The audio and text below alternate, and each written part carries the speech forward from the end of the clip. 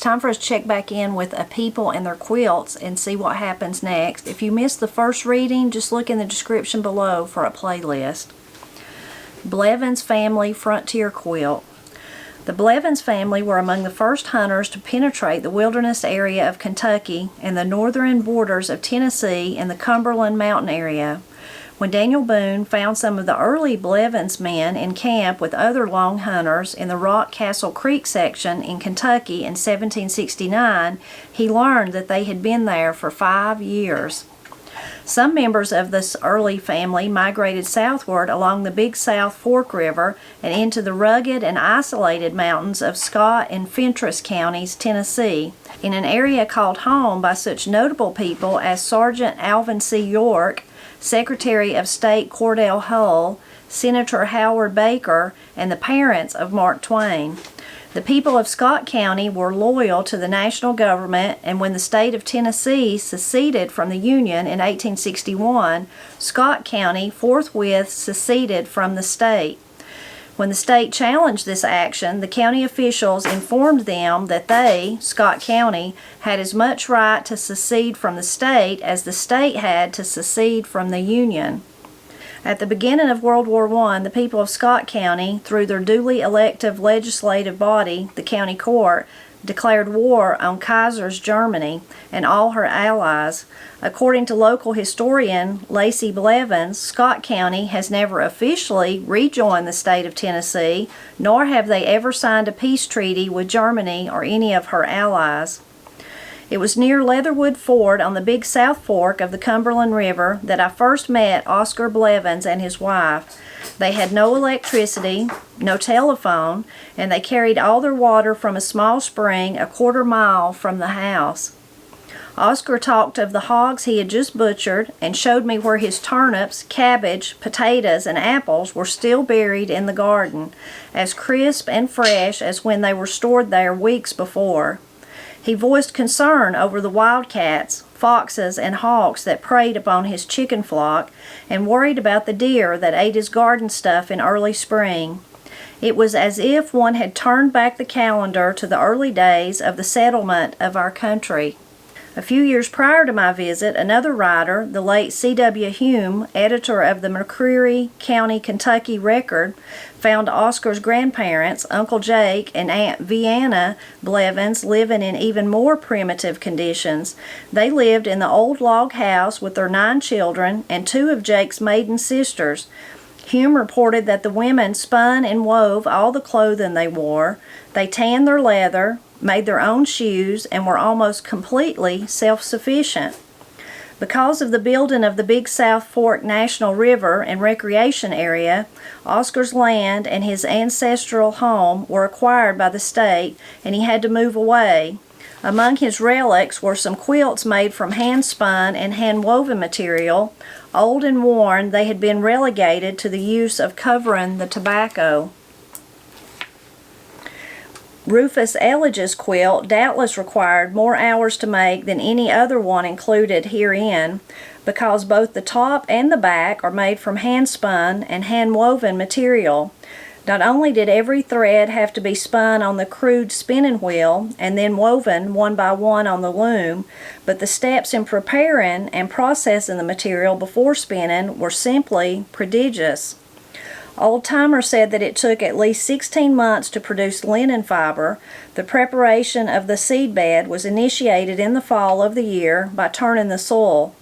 The flaxseed was planted in early spring, and the crop had to be cultivated and weeded throughout the summer until it matured in late summer or early autumn.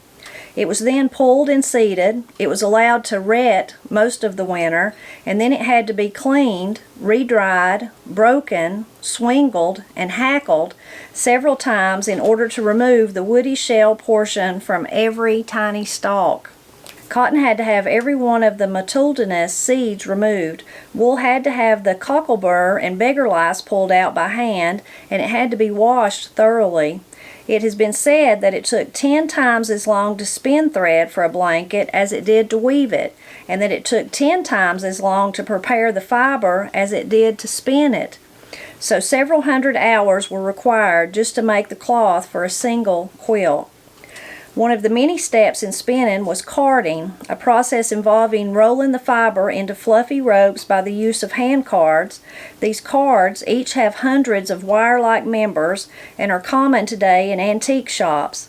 The cards are simple devices, and it seems strange that every household would not have had at least one pair for use in spinning as well as for making the batting for quilts. But this apparently was not the case, as the following excerpt from the diary of Amanda McDowell illustrates. Amanda, alluded to earlier, was from a prominent and well-to-do family in Middle Tennessee. The fact that her father did not own a pair of cards is most revealing. Amanda and her sister spun almost daily, and she spoke often of making quilts. This entry was made during the midst of the Civil War, hence her comments relative to the Army and the refugees. I went to Mr. Cassius today and got a little wool.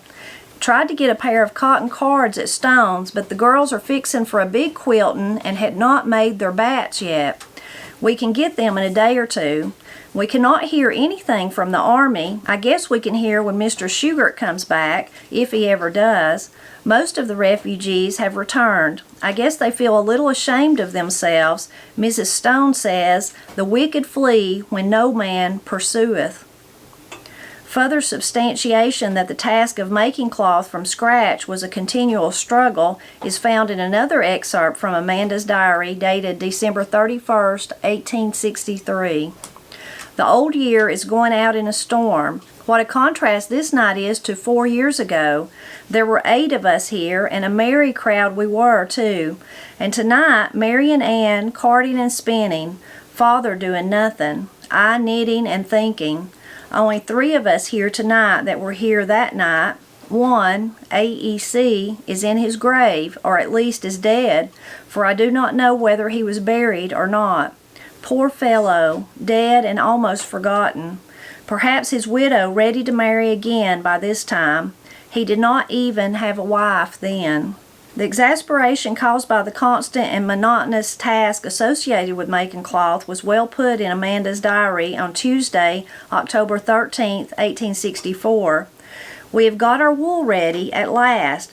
Oh, I am getting so tired picking, coloring, carding, spinning, etc. I would secede from it if I could conveniently. I ought to write to Jimmy tonight, but I have got no pen fit to write with. But I must write sometime. I wish I knew some remedy for laziness. The Rufus Eldridge quilt was acquired in the early 1960s from Rufus and Kelly Eldridge, who lived near the Smoky Mountains in Sevier County, Tennessee. At the time, Kelly and Rufus still lived in the old log house her ancestors, the Williams, built when they came into that wilderness area. There were 8 log structures in addition to the house, one of which was called a loom house. It was in this early log house that the old spinsters of the family spent so many long winter days spinning, weaving, and quilting. The quilt came from this loom house along with many other quilts and coverlets. This quilt is 70 by 74 inches and has a wool inner lining. Use of quilts through the years. When we think of quilts, our first and perhaps only association is in connection with bed coverings. While this has been and continues to be the most common use in this country, there are numerous other purposes for which they have been used through the years. In most of the pioneer homes, pine torches, open grease-burning lamps, or candles were the only sources of light. To be assured that some live coals would remain in the fireplace throughout the night, the fire was banked or covered with bark or ashes when the last person went to bed. Virtually no heat was generated during the night, and the temperature inside those poorly insulated homes soon fell to within a few degrees of the outside temperature. It is true that the feather bed was commonly used, but the quilt was the primary means for keeping warm on cold nights. Each quilt consisted of 3 layers, a most efficient insulation technique which is employed widely in our modern society. The number of quilts used on a bed would vary depending upon the weather, the thickness, the material used, and the number of people sleeping together. It was not at all uncommon for 5 or 6 children to sleep in the same bed. The number of quilts used on a single bed in the winter usually ranged from 3 to 9. Patricia Cooper and Norma Buford, in their book, The Quilters, Women and Domestic Art, give an account of a schoolteacher in the Midwest who slept under 20 quilts in an endeavor to keep from freezing in the 13-degree below zero weather. Buckskin and later hand-spun, hand-woven hunting shirts were worn by men in place of coats in frontier times, and this custom continued into the late 19th century in some remote areas of southern Appalachia. In extreme cold, quilts were sometimes used in place of coats they were unable to afford. Alex Stewart, the remarkable mountain man from Hancock County, Tennessee, recently discussed with me this interesting use of quilts. If they had a revival, they generally hold it for 3 weeks. People would wrap up in bed quilts or shawls and wade the snow 5 or 6 inches deep from the top of the ridge to the top of that one over there to go to meeting. Old gray-headed fellers with beards way down to here would be a-settin' there, wrapped up in quilts, more of a crowd than you could get there today. I've sat there and looked at them a many a day and listened to the preacher preach. Old Vidge Collins, he couldn't read nor write. He'd come down there and preach for them. Oh boy, what a crowd he'd have. That man could preach. I've thought a heap about him. Another common use for quilts was for pallets, which were used in poorer homes where there were insufficient beds or where beds were lacking altogether. The pallet was widely used in homes of all types when the numbers of visiting neighbors and relatives were more than the beds could accommodate. Ruth Stewart of Newman's Ridge in Hancock County remembers well the use of the pallet in her childhood home. We only had 2 rooms in our house, and with 12 children, if anybody came to stay all night, why some of us would have to make pallets. Mama kept 2 beds downstairs and 3 or 4 upstairs and 1 in the kitchen. But if we had much company, that wasn't enough. So she'd spread some quilts down on the floor, put a feather bed on that, then some more quilts, and she'd have a pallet. Sleep down there on the floor. Ethel Hall, a quilt maker from an isolated area near Viper, Kentucky, who is discussed at some length in another chapter, also described the making of a pallet. There were 18 children in her family, and she was asked if she had used pallets instead of beds. Yes, sir, I have them, the children, to sleep right on a pallet. I had an old shuck bed back then, a big tick filled with corn shucks. I'd take that shuck bed and put it on the floor. Then I'd put some old sheets on that shuck bed and some quilts and pillars made out of feathers. Them children would pile on there, and that's where they slept. The last time I slept on a quilt pallet was not altogether a pleasant one. When I was 13, the government forced us to move from our 300-acre farm in the southwest part of Anderson County, Tennessee. This area came to be known as Oak Ridge, the government reservation where the major components for the atomic bomb were built. We had moved most of our grain, farm machinery, and the livestock to our new farm, but we hadn't moved our household chattels. To protect the items we had moved to our new home, I was left as a guard there for a few days until the rest of the family moved. Since there were no furnishings in the new house, I spent the first night with Uncle Frank and Aunt Sophia Atkins, who had moved to an adjoining farm and were living in a tiny 4-room house until they could build a permanent home. Since they had only one bedstead set up, it was decided I should sleep beside the stove on a pallet. The prospects of this sounded pretty exciting to me, and I watched as my Aunt Sophia carefully made the necessary arrangements. First, she put a few layers of newspaper on the floor, then a couple of faded and slightly ragged quilts, followed by 2 more quilts for cover. With the addition of a pillow, the bed was ready. She placed some more quilts in a nearby chair for after the fire died down. The first few hours on the pallet were most comfortable, but I awakened sometime during the night to a totally dark room. The fire inside the stove appeared to be completely gone. The room had grown cold. and as I started to search for the extra quilts which Aunt Sophia had so thoughtfully laid out for me, as I did so, I heard a low, warning growl from Wilkie, Uncle Frank's dog.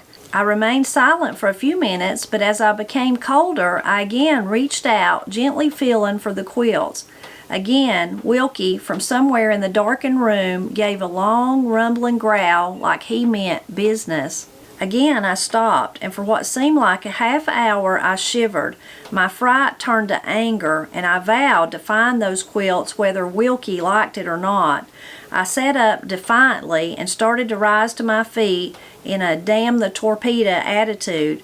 It was at this point that Wilkie sprang to his feet with such speed that I could hear his toenails scraping and scratching on the linoleum. In this dungeon dark room, he opened up with the most ferocious snarling, growling, and barking I have ever heard from a dog. I eased back down in my pallet and remained there, shivering underneath the two thin quilts throughout the long night. In extremely cold weather, quilts which had become worn were often used as windbreaks in drafty cabins. They were even used on the floors as carpets. An unnamed traveler in the mountains near the Georgia-North Carolina border described these uses. When night overtook me, I had not reached my destination, which was a visit to a hand spinner living 2 or 3 miles beyond the end of the road in country difficult to reach even in daylight. An old but beautiful cabin stood near the road, and here I asked if I might spend the night. After a good supper and a visit around the fireplace, I was directed to my bedroom above the living room, commonly called the loft. When I'd climbed the crude stairway, the light of my candle revealed the whole sleeping apartment floor covered with beautiful patchwork quilts, and neatly hanging from the roof beams the entire length of the room and on both sides of my bed were coverlets and quilts to afford additional protection from any drafts or rain or snow which might come, and also, it seemed to me, to give splendor to the scene. These people had no carpets for their floor, nor curtains for their windows, but they had a rare collection of homemade quilts, some of which were old and worn, but all I thought were very beautiful and arranged in a way to create a royal room for the traveler who might drop in to spend the night. I could not walk over this carpet of quilts to my bed without first removing my shoes, and by the candlelight that night I studied the designs and color combinations in perhaps 10 or 12 of them. I doubt if I shall ever have the privilege of sleeping in such surroundings again, and if the sight of a patchwork quilt does not stir in me anything more than the recollection of the experience in this lovely scene, it does quite enough. Allen Eaton, Handicrafts of the Southern Highlands, 1937. In literally hundreds of cases, quilts, usually the old and worn ones, have been used in homes as a curtain-like covering over the inside doorways, especially during the winter months. In some cases, these doorways had never been blessed with doors. In other cases, there were doors, but they were incapable of being closed, because all the furniture, clothing, and other items which had been placed in the path of the door swing. The quilt door has a number of advantages. It does not require a large adjoining wall space to be kept clear of household items. It affords quick and easy passage, and there is no loud slamming, and it is usually more attractive than a plain wooden door. When Ethel Hall was asked about the use of quilts for door coverings and for other uses, she laughed heartily. "Law, I reckon I do recollect that. Yeah, I've done that to keep the air out. Yeah, I've done that myself. Back before we had any doors, we used to hang 'em up over that one right there before we got doors to put right there. I've hung 'em over my windows, too, to keep air out. We've put them over our potatoes and stuff to keep 'em from freezing, but I never did wrap up no canned stuff in 'em, 'cause we dug a basement. We got a cellar down here, and we keep it cram full of canned stuff, and we've got all our taters down there, so we don't have to do that no more. We used to use quilts to cover up our backer before we quit raising it. Before he got saved, he sewed him a bed of backer. But that was the prettiest bed you ever seen. Well, when he took a notion to go to the Lord, he got saved. He said he just might as well take that and chew it himself as to sell it to somebody else to chew. Said he felt like he'd be just as big a sinner himself, so he didn't raise it. A most touching account of how quilts were used was described by Ethel. She was asked how she managed to work in the fields and supervise the raising of her corn crop on the steep mountain land while at the same time raising 6 stepchildren and 12 of her own. I'd take my little babies out in the cornfield where I was chopping corn when they was 2 weeks old. I'd take me an old quilt and spread it down under the shade somewhere. I'd lay the little feller down there and I'd put a cheesecloth over him when he's asleep to keep the flies and mosquitoes off, to keep them from biting the little feller. I've done that many a time. Take me an old quilt and double it up, fold it up like me and you done out there on the porch a while ago. I'd come by every 2 hours to let him nurse, then I'd go back to working in the field, chopping corn, digging out stumps, or whatever else I was doing. They'd lay there and sleep all morning and all evening.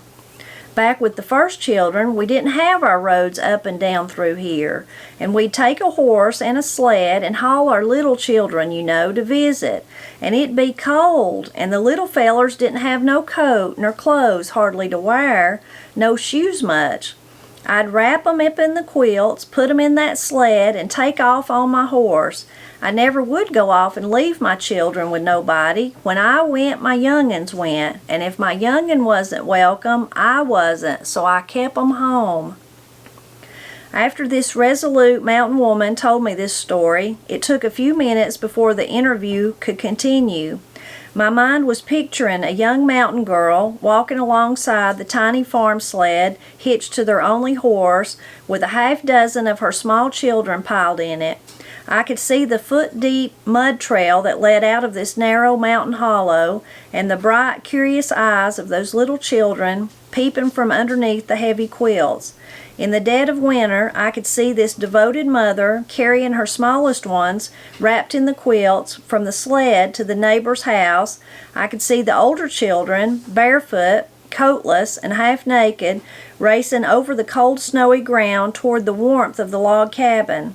I wondered if those children would ever have had a chance to leave their log home during the long winters had it not been for the quilts that kept them covered. Quilts were commonly made as wedding presents, gifts for cherished friends, and especially for children and grandchildren. Clemmy Pugh, for example, has given away all but a very few of the some 400 fine quilts she's made in her 86 years of quilt making. Clemmy, who lives in Monterey, Tennessee, and is now past 100, is pictured and discussed in another chapter. Ida George, discussed in the same chapter, made sure she had a nice quilt laid back to give to every grandchild as a wedding present. In fact, most old quilt makers who were interviewed made their quilts with the idea that they would either be given away or passed on to their offspring or other family members. Sometimes the old tattered quilt was carefully washed and used as padding in another quilt. Quilts too torn, tattered, and stringy to be used in one piece as an inner lining of another quilt were sometimes torn into small rags and used as stuffing. This, of course, made the quilting process very difficult compared to sewing through fluffy cotton batting. Odd as it may seem, one of the most common uses of old quilts in the southern Appalachian Mountains was for covering tobacco. In much of this region, burley tobacco was and is the chief money crop of many small farmers. After the stalks are cut, they hung in open barns to dry for a couple of months. Once dried, the leaves will shatter like the black residue of a burned piece of paper unless one works with it on a rainy, damp day when the tobacco is in case. When the farmer finds tobacco in such pliable condition, he can pull the leaves from the stalks and pack them down in their dampened state so that they can be tied into hands and otherwise processed for market. In order to prevent these stacks of grated leaf from drying, they must be thoroughly covered, and that is where the old quilt comes into play. Old quilts were often seen lying around tobacco barns. They would lie undisturbed all summer, often serving as a home for bumblebees, which loved the cotton inner lining. Year after year, when tobacco stripping started in October, these faded old quilts were again put to use. Some of them were so employed for a generation or two. When indoor plumbing came into the rural areas, the task of wrapping the water pipes to keep them from freezing and bursting became a commonplace chore every fall. Get some old quilts and go wrap them pipes good, my mother would say. It's going to get down cold tonight. In many cases, these quilts were permanently wrapped around the pipes and remained there for many years as superior insulation. Although canned fruits and vegetables in glass fruit jars were usually stored in a cellar or a dugout, they too had to be wrapped when the temperature would drop to below zero. Again, the old quilts were the first choice. After the shelves of canned stuff had been covered, one last quilt would be attached to the inside of the door to prevent the cold air from sneaking through. Old quilts were also used to cover potatoes, which had to last from one season to another, and they were used to cover apples, turnips, and other fruits and vegetables which could not be allowed to freeze. The use of old quilts became so popular in packing furniture and other household items that utility padded and quilted material is now made for that purpose. The uses for old quilts are almost unending. When great-grandmother's quilt went through its second or third incarnation and became just too tattered and torn for any other purpose, it could always be used as the dog's bed, and a fine, warm dog bed it made. Old quilts seemed never to die a sudden death. An old pair of shoes might be tossed into the trash can, but I don't remember seeing an old quilt disposed of in such a manner. They just keep being relegated to a lower use until they are no more. So we'll stop right there today where we were reading. So fascinating, thinking about all the purposes of the quilts there at the end, and comes to mind all those different uses he mentioned. I can see, how wonderful those were, especially for the tobacco and keeping the stuff from freezing, and the pipes inside a house. I've seen rags stuck around pipes like that, old pieces of quilt or rags. I've also seen, I have some of them that some nice people have shared with me, ornaments and things like that, where the quilt is just too tattered to do anything, and they take it apart and then they make ornaments like for the Christmas tree, make pillows out of it, maybe make a runner for a dresser or something like that. So it is just endless, like he said, different ways that old quilts could be used. At the very beginning of the part we read today, amazing to think about what goes into making a quilt if you can't just go to buy the fabric. Like for me, that I don't know how to quilt and I don't know how to sew, it seems like such a daunting task, like it's overwhelming. But I could go to the store and I could buy all the fabric, and I could buy the batting for the inside. I could send it to a long arm quilter and let them quilt it. It's just so much easier. And even when Granny quilted, she had a sewing machine, and she could buy the stuff. But you think about those days when they actually had to make what they were going to quilt. They had to spin and weave, and oh my goodness, the work that went into that. Now, another book made me think about, when I was reading what John wrote, another book that we read, Dory, Woman of the Mountains. If you remember, her mother done all that, but then by the time Dory come along, she found it much easier. Fabric was so much readily available. Like she was talking about all the things she had to do, but at least she didn't have to do that. She didn't have to spin and weave. She could just buy the fabric that she made her family's clothes out of, and I'm sure that she made some of the stuff that she made quilts with too. But you could even begin to see there, even in that book, in Dory explaining it, how things have begun to change, and then even further till today, how you can go ahead and buy, I know you can buy like a quilt kit that's already got the pieces cut out, and then you just have to put it together. Just major changes, like everything else in life, just major changes from those days. Interesting in the part they talked about a pallet on the floor. I've heard that my whole life, and I've even slept on a pallet in the floor before. I sure can't do it today, or I'd probably need to be in traction sleeping in the floor. But when you're a kid, nothing like that seems to bother you. But I do remember I had a great aunt and they didn't live here, but they would come to visit every summer. And I can't remember exactly what was wrong with her back, but something hurt her back, or she'd had, I don't know if she'd had surgery or what, or if it was just something she dealt with all the time. But I remember on one of those visits her saying that she slept on a pallet in the floor.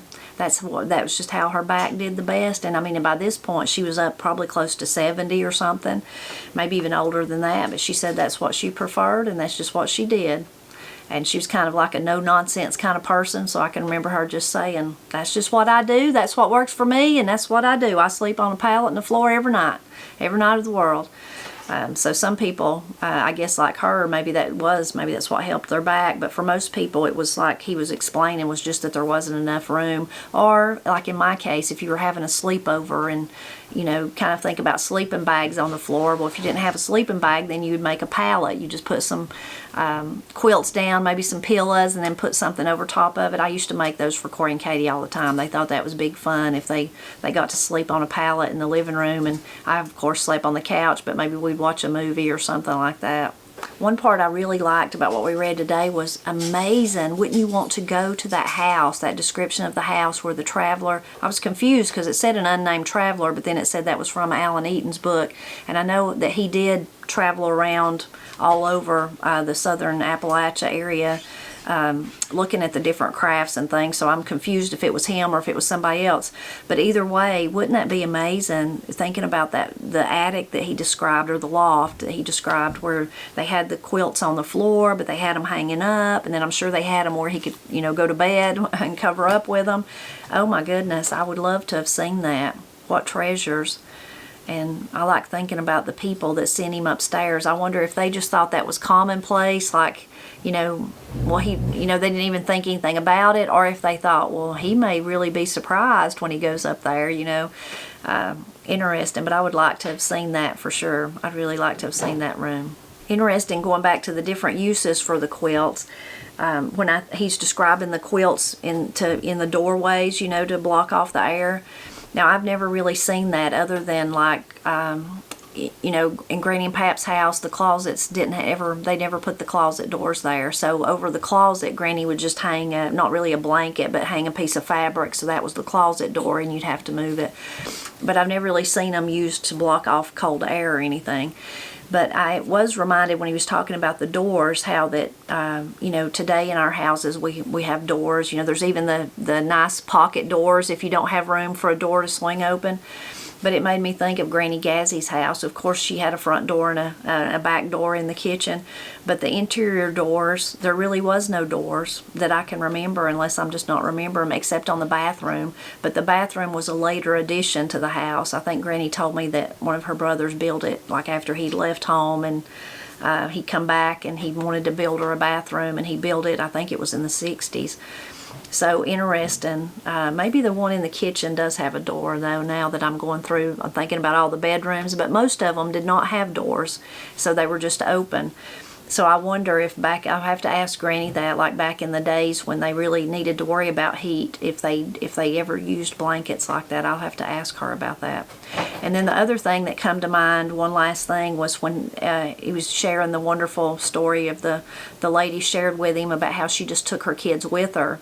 Boy, that was hard times, wasn't it? Having to go hoe the corn and take your baby with you and leave them there on a quilt.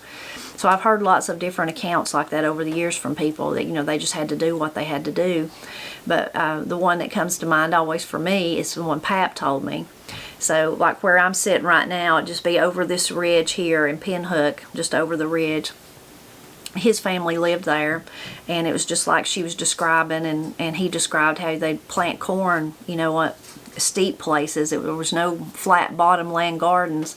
But he showed me one time the little old house used to be there. I'm not sure it's still there now, or if it's part of it still there.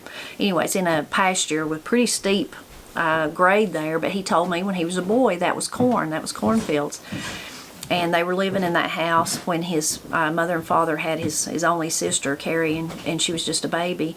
And they went to work in the field, and his mother, Marie, put Carrie on a blanket like that and left her, but it was Pap's job to watch her. He was supposed to watch her instead of the cheesecloth or whatever like the lady described. That was his only job, was to watch her and make sure that nothing happened to her. Well, he said, of course I got to playing and got to, just forgot all about Carrie, and she got some rocks and she ate some of them. And he said he could remember that was the worst whipping that he ever got from his mother. And he said, I deserved it because I left my duty of taking care of her, and Carrie could have got choked, or whatever she did, and she was fine. But I always think about that story and him telling me, and, just to him remembering it, seeing it in his face, how he was, even all those years later, he was kind of ashamed that he had shirked his responsibility and let Carrie eat rocks. Anyway, I hope you enjoyed this part of the book. Please share your comments, your thoughts about it. I really appreciate it on the first reading that we did. So many of you are quilters, and you shared your wonderful, the things that you quilt and how you love it. And then so many of you shared, the treasures you have in your family that have been passed down the quilts. I really, really enjoyed that. And so please leave a comment, share any thoughts or stories that you have about quilts or what you liked about this part of the book. And I hope you'll drop back by next Friday, because we've got to see what John talks about next.